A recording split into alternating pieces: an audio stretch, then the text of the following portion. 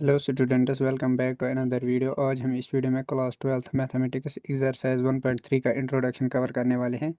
यहाँ पर हम कम्बिनेशन ऑफ फंक्शंस पढ़ेंगे। दो फंक्शंस को ऐड अप करेंगे, उसके बाद हमारे पास एक सिंगल फंक्शन में उसको कन्वर्ट कर देंगे। यहाँ पर हम दो फंक्शंस के बारे में पढ़ेंगे। पिछले वाले एक्सरसाइज में हम वहाँ पे फंक्शन के बारे में पढ़ते थे, उसमें हमारे पास ए टू बी रिलेशन दिया गया होता था, तो वहाँ पर हमने उस तरीके के क्वेश्चन किए थे। यहाँ पर हमारे पास दो फंक्शंस होंगे, मान लो f such that A goes to B. इस तरीके से ए गोज़ टू बी ये एक फंक्शन है, और एक फंक्शन है f such that B goes to C. इस तरीके से फंक्शन है। अगर हम इन दोनों को यहाँ पर ऐड अप कर दें आपस में, तो हमें और एक नया फंक्शन मिलेगा, f such that A goes to C. मतलब एक फंक्शन में दो फंक्शन को ऐड अप करके एक फंक्शन में यहाँ पर कन्वर्ट कर दिया। तो यही हम यहाँ पर पढ़ने वाले हैं। तो यहाँ पर अगर हम इसका डायग्राम बनाए, ए टू सी में जाने के लिए हमें क्या करना पड़ेगा। ये हमारे पास ए का यहाँ पे सेट बनाया हमने, ये मान लो। उसके बाद पहले हमें अगर यहाँ पर ए टू सी जाना हो, तो पहले हमें यहाँ पर ए लिखना होगा, उसके बाद ए से हमें बी में जाना होगा, फिर हम बी से सी में जा सकते हैं। तो मान लो ये सी है यहाँ पे, इसमें हमारे पास एक्स के एलिमेंट्स होते हैं। जब उस पर यहाँ पर फंक्शन लगता है तो वो यहाँ पर एफ ऑफ एक्स वैल्यू देता है, मतलब वाई की वैल्यूज़ देता है।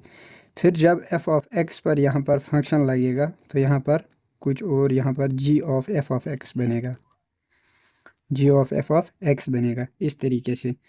तो अगर हम यहाँ से डायरेक्ट ए टू सी में जाना चाहे, मतलब ए की वैल्यू पुट करने पर हमें डायरेक्ट सी में यहाँ पर रिलेशन मिलना चाहिए, तो हमें यहाँ पर गॉफ का यूज़ करना होगा, जी ओ एफ। अब हम यहाँ पर दो होते हैं, गॉफ एंड फॉग। अब हम इनको समझ लेते हैं। पहले हम यहाँ पर फॉग को समझ लेते हैं। फॉग क्या होता है हमारे पास? फॉग का मतलब होता है put G function in F. यहाँ पर जी फंक्शन को पुट करो एफ में। यहाँ पे मतलब क्या है, यहाँ पर F of G of X, G function को हमने एफ में पुट किया यहाँ पे। इसी तरीके से गॉफ जो होता है हमारे पास, वो होता है यहाँ पर पुट एफ फंक्शन को यहाँ पर पुट किया जाता है इन जी। इस तरीके से जी ऑफ एफ ऑफ एक्स, मतलब एफ ऑफ एक्स जो है इस फंक्शन को हम जी में पुट करते हैं यहाँ पे। तो फॉग जो होता है उसको हम इस तरीके से लिख सकते हैं, गॉफ को हम इस तरीके से लिख सकते हैं। एग्जाम्पल से समझ लेते हैं। यहाँ पे मान लो आपको यहाँ पर एफ ऑफ एक्स जो है वो दिया हो एक्स स्क्वायर, और यहाँ पर और एक फंक्शन दिया हो जी ऑफ एक्स, वो दिया हो आपके पास 3x, मान लो इस तरीके से। अगर हमें अब यहाँ पर पूछा गया हो फॉग निकालो, तो हम किस तरीके से निकालेंगे? फॉग को हम इस तरीके से लिख सकते हैं, F of G of X. तो यहाँ पर अगर हम देखें, जी ऑफ एक्स की वैल्यू जो है वो है यहाँ पे 3x, तो F of G of X की जगह पर हम यहाँ पर 3x पुट कर सकते हैं। तो ये कुछ एफ ऑफ एक्स की फॉर्म में आ गया। तो ये जो है 3x, ये x की वैल्यू है यहाँ पे। तो एफ ऑफ एक्स की वैल्यू एक्स स्क्वायर है, तो ये यहाँ पे x की वैल्यू 3x है, तो यहाँ पर 3x का यहाँ पे स्क्वायर हो जाएगा।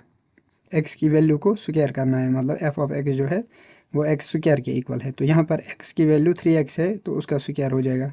तो यहाँ पर हमें मिलेगा रिजल्ट है 3 का स्क्वायर हो जाएगा 9x स्क्वायर, इस तरीके से। अब अगर यहाँ पर हमें पूछा गया होता गॉफ निकालो, तो गॉफ को हम किस तरीके से लिखते थे? जी ऑफ एफ ऑफ एक्स, इस तरीके से। इसको हम किस तरीके से लिख सकते हैं? जी ऑफ एफ ऑफ एक्स की वैल्यू क्या है यहाँ पे? एक्स स्क्वायर, तो यहाँ पर एक्स स्क्वायर आएगा। उसके बाद हम क्या कर सकते हैं, जी ऑफ एक्स की फॉर्म में आ गया। यहाँ पर एक्स की वैल्यू एक्स स्क्वायर है, एक्स की वैल्यू जो है ये एक्स की वैल्यू है यहाँ पे। तो जी ऑफ एक्स की वैल्यू 3x है, तो यहाँ पर हो जाएगा 3x की जगह पर यहाँ पर क्या वैल्यू है हमारे पास? एक्स स्क्वायर, मतलब यहाँ पे हो जाएगा 3x होल स्क्वायर, मतलब सॉरी इसको यहाँ पर स्क्वायर x का हो जाएगा यहाँ पे। तो ये हमारे पास 3x स्क्वायर मिलेगा। उसके बाद हम देखते हैं इन्वर्टेबल फंक्शन क्या होता है हमारे पास। इन्वर्टेबल फंक्शन क्या होता है हमारे पास? It is a function in which domain of function becomes codomain and codomain of function becomes domain. यहाँ पर हमारे पास डोमेन जो होता है वो कोडोमेन बन जाता है, और कोडोमेन जो होता है वो डोमेन बन जाता है। देखो यहाँ पर F such that A goes to be अगर हमारे पास है इस तरीके से, ए गोज़ टू बी, तो ये हमारे पास डोमेन होता था, और ये हमारे पास कोडोमेन होता था, कोडोमेन का सेट होता था यहाँ पे ये।